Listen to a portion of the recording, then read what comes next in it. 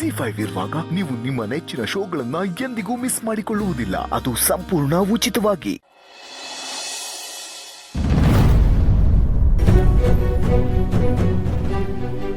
ನೀನೇ ಮುಂದೆ ನಿಂತು ಈ ಕೆಲಸ ಮಾಡಬೇಕಮ್ಮ. ಯಾಕಂದ್ರೆ ಈ ವಿಷಯದಲ್ಲಿ ಗೌತಮ್ ಯಾರ ಮಾತು ಕೇಳಲ್ಲ. ನಾನು ಮಾತಾಡಿದ್ರು ಅದು ಸರಿ ಹೋಗಲ್ಲ, ಬೇರೆ ಥರನೇ ಆಗ್ಬಿಡುತ್ತೆ. ಹಾಗಾಗಿ ನೀನೇ ಮಾತಾಡಬೇಕು, ನೀನೇ ಈ ಮದುವೆ ಮಾಡಿಸ್ಬೇಕು. ನನ್ನನ್ನು ಕ್ಷಮಿಸ್ಬಿಡಮ್ಮ. ಗೌತಮ್ ಜೀವನ ಸರಿ ಹೋಗೋದಕ್ಕೆ ನನಗಿದೊಂದೇ ದಾರಿ ತೋಚಿತ್ತು. ಬೇರೆ ದಾರಿ ಇಲ್ಲದೆ ಹೇಳ್ತಾ ಇದ್ದೀನಿ. ದಯವಿಟ್ಟು ನನ್ನನ್ನು ಕ್ಷಮಿಸ್ಬಿಡು. ಯಾವುದಕ್ಕೂ ನಾನೇನೇನೋ ಒತ್ತಾಯ ಮಾಡಲ್ಲ.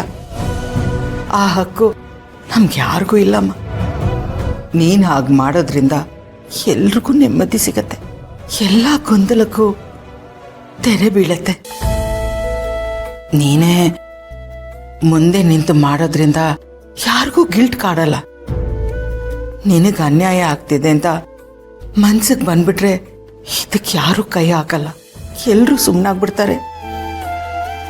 ನೀನೇ ಇದನ್ನ ಕೈಗೆ ತಗೊಂಡ್ರೆ ಎಲ್ರ ಮನ್ಸಿಗೂ ನಿರಾಳ ಆಗತ್ತೆ. ಈ ಸಮಸ್ಯೆಗೆ ತುಂಬ ಸುಲಭವಾಗಿ ಪರಿಹಾರ ಸಿಗತ್ತೆ. ಏನೂ ಆಗೇ ಇಲ್ಲ ಅನ್ನೋ ಥರ ಎಲ್ಲ ಅದ್ರ ಪಾಡಿಗೆ ನಡ್ದೋಗತ್ತೆ. ಇಲ್ಲಾಂದ್ರೆ ಮನೆಯವರೆಲ್ಲ ತಮ್ಮ ನೋವನ್ನ ತಮ್ಮ ಒಳಗಡೆನೆ ಇಟ್ಕೊಂಡು ಕೊರ್ಗ ಥರ ಆಗ್ಬಿಡುತ್ತೆ. ನೋಡು, ಈವನ್ ಗೌತಮ್ಗೂ ನೋವು ಆಗಿರತ್ತೆ, ಆದರೆ ಎಲ್ಲಿ ನಿನಗೆ ನೋವಾಗತ್ತೆ ಅಂತ ಅವನ ನೋವನ್ನು ತೋರಿಸ್ಕೊಳ್ಳಲ್ಲ. ನಾಳೆ ನಮಗೂ ಹಾಗೇ ಆಗತ್ತೆ. ಉಗ್ಳಕ್ಕೂ ಆಗಲ್ಲ, ನುಂಗಕ್ಕೂ ಆಗಲ್ಲ ಅಂತಾರಲ್ಲ, ಒಂಥರ ಬಿಸಿ ತುಪ್ಪ ಥರ. ಹಾಗಾಗಬಾರ್ದು ಅಂದರೆ ನೀನೀಗ ಗಟ್ಟಿ ಮನ್ಸು ಮಾಡ್ಕೊಳ್ಳೇಬೇಕು, ಬೇರೆ ದಾರಿನೇ ಇಲ್ಲ. ಗೌತಮ್ಗೆ ಇನ್ನೊಂದು ಮದುವೆ ಮಾಡಿಸ್ಲೇಬೇಕಮ್ಮ.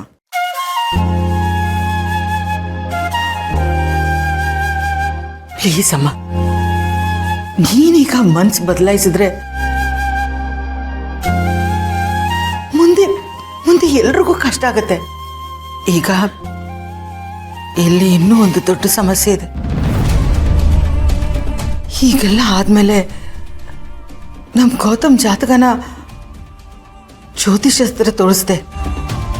ಶಾಸ್ತ್ರಿಗಳು ಒಂದು ಶಾಕಿಂಗ್ ನ್ಯೂಸ್ ಹೇಳಿದ್ರು. ಮನೆ ಹಿರಿ ಮಗನಿಗೆ ಮಕ್ಕಳಾಗ್ಲಿಲ್ಲ ಅಂದ್ರೆ ಬೇರೆ ಯಾವ ಮಕ್ಕಳಿಗೂ ಮಕ್ಕಳಾಗಲ್ಲ ಅಂತ.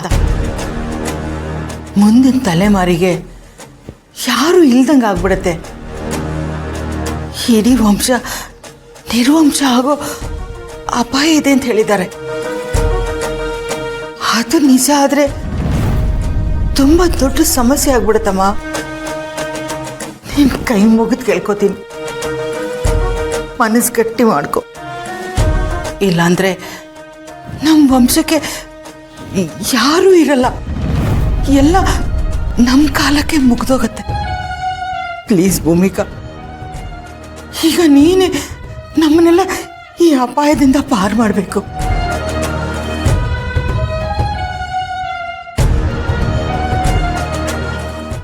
ZEE5 ಆಪ್ ಡೌನ್ಲೋಡ್ ಮಾಡಿ ಎಲ್ಲಾ ಸಂಚಿಕೆಗಳನ್ನು ಸಂಪೂರ್ಣ ಉಚಿತವಾಗಿ ನೋಡಿ.